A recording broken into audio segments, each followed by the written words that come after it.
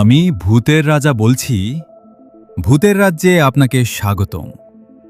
বাস্তব ঘটনার ভিত্তিতে ঘটে যাওয়া এমন একটি ভৌতিক কাহিনী যেটা আপনার রাতের ঘুম হারাম করে দিতে পারে। চলুন গল্পটা শুনি। আমি ভূতে বিশ্বাস করি না, এখনও না, কিন্তু কিছু অভিজ্ঞতা আছে যেগুলোকে কল্পনা বললেও মন সেটা মানে না।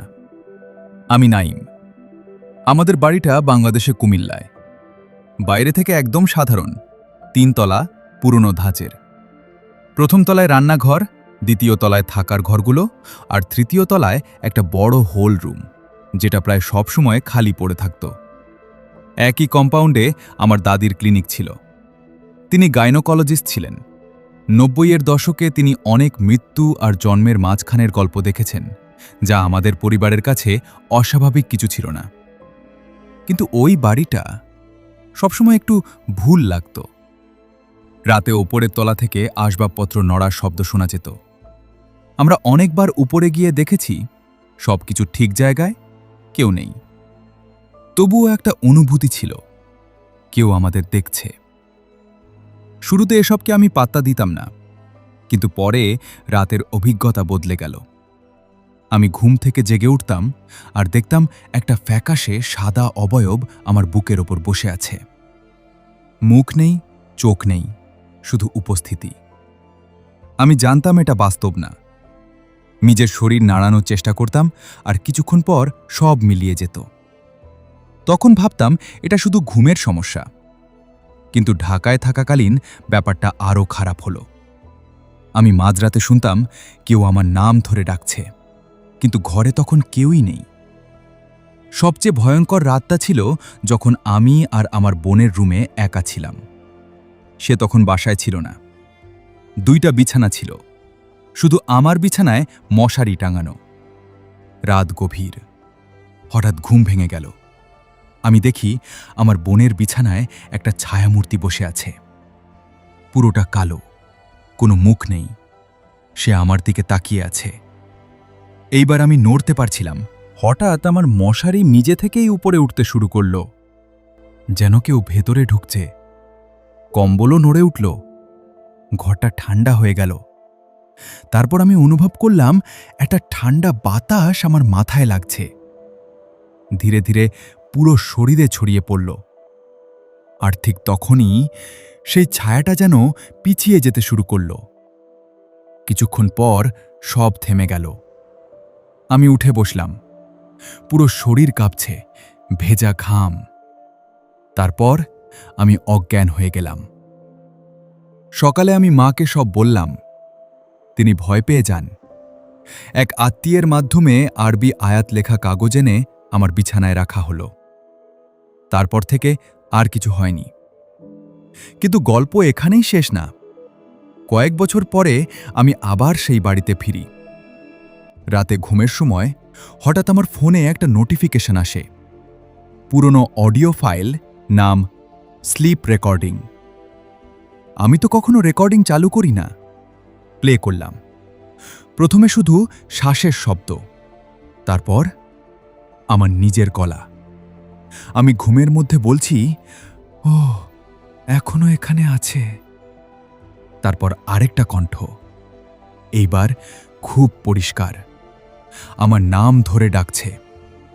একই কণ্ঠ যেটা আমি ছোটবেলায় শুনতাম। আমি ফোনটা বন্ধ করে দিই, রুমের লাইট জ্বালাই।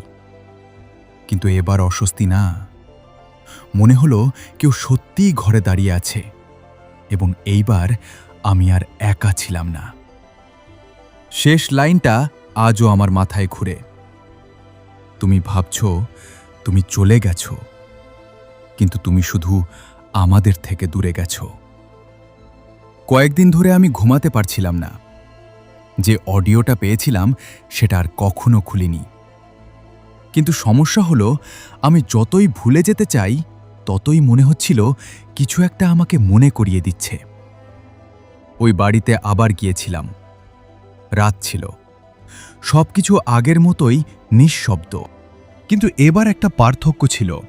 আমি আর অস্বস্তি অনুভব করছিলাম না। এবার ছিল পরিষ্কার উপস্থিতি, যেন কেউ আর লুকোচুরি করছে না। রাতে ঘুম ভাঙে।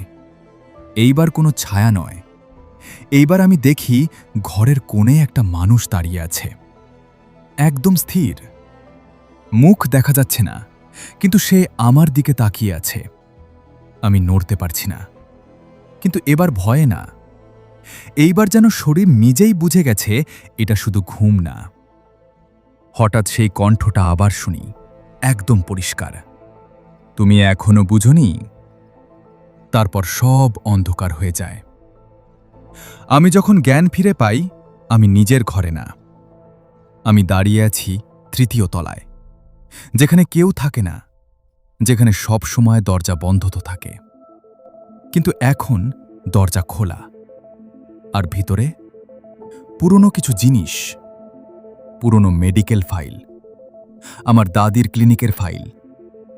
আমি একটা ফাইল তুলে নিই, ভেতরে লেখা নামগুলো গর্ভবতী রোগীদের নাম, আর পাশে একটা কলাম, আউটকাম লস্ট/সারভাইভড।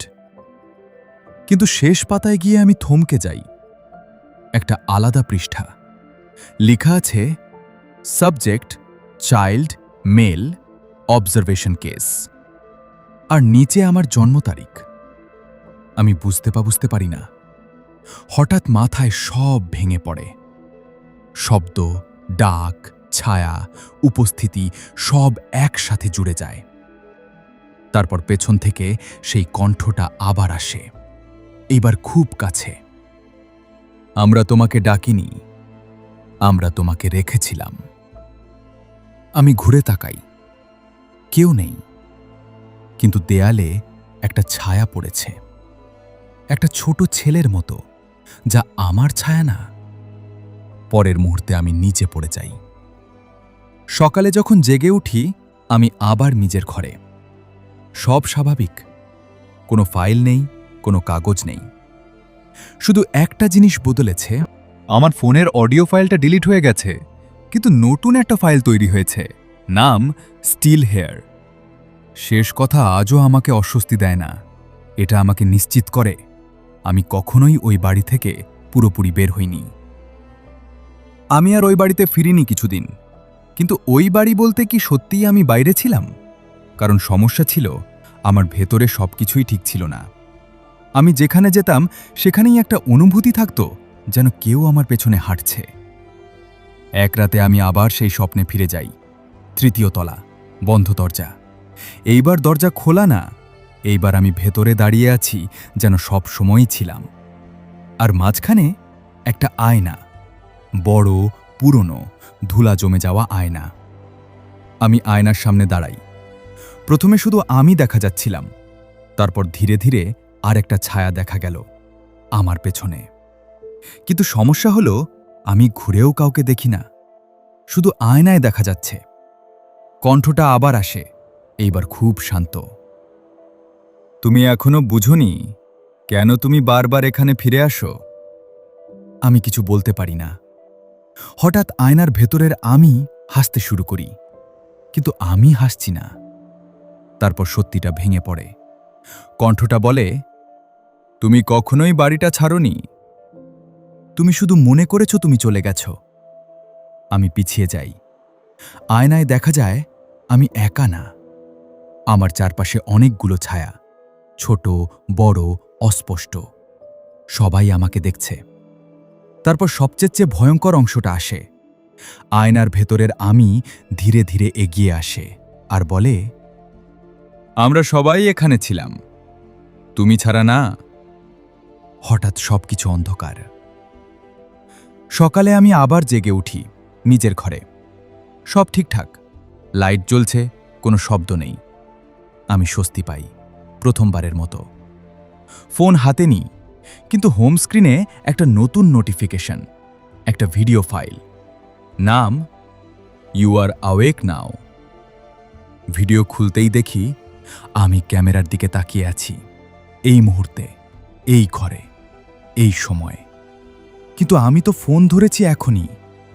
শেষ ফ্রেমে শুধু একটা জিনিস লেখা, তুমি এখন জেগে আছো, কিন্তু এটা প্রথমবার না। আর স্ক্রিন ব্ল্যাক হয়ে যায়। আজ এই পর্যন্তই। সবাই ভালো থাকবেন। আপনার সাথে ঘটে যাওয়া কোনো ভৌতিক ঘটনা আমাদের সাথে শেয়ার করুন।